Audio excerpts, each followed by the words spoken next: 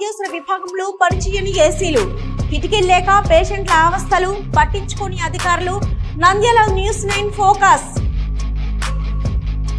నంద్యాలలో వేసవి ఎండతో ఉక్కుపోత ఉక్కిరిబిక్కిరి చేస్తుంది.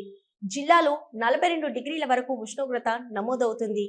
రోడ్డు ఇతర ప్రమాదాల్లో బాధితులు, అనారోగ్యంతో బాధపడుతున్న వారు నంద్యాల ప్రభుత్వ సర్వజన ఆసుపత్రి అత్యవసర విభాగంలో ఉక్కపోతతో అల్లాడుతున్నారు. ఆసుపత్రి అత్యవసర చికిత్స విభాగంలో ఏసీలను ఏర్పాటు చేశారు. మరమ్మతులకు గురి కావడంతో వేసవిలో కూడా మూలన పడి ఉన్నాయి. ఏసీ రూములు కావడంతో వెంటిలేషన్ కిటికీలు లేవు. ఐసీయూలో కొన్ని ఏసీలు మాత్రమే పనిచేస్తున్నాయి. డయాలసిస్ వార్డులో కూడా ఇదే పరిస్థితి. అత్యవసర విభాగంలో ఏసీలు పాడైనా పట్టించుకోలేదు.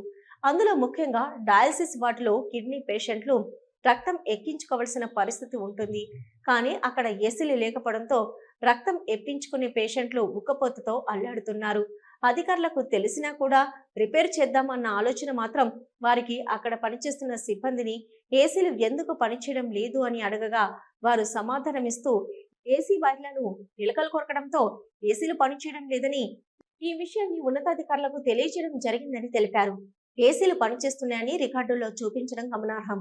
వేసవి ఎండలు ఉండడంతో ఆసుపత్రికి వచ్చిన వారు కనీసం అత్యవసర విభాగం చికిత్స రూంలో ఏసీలు ఉంటే కొంత ఉపశమనం పొందగలుగుతారు. అధికారులు తక్షణమే ఏసీలను ఏర్పాటు చేయాల్సి ఉంది.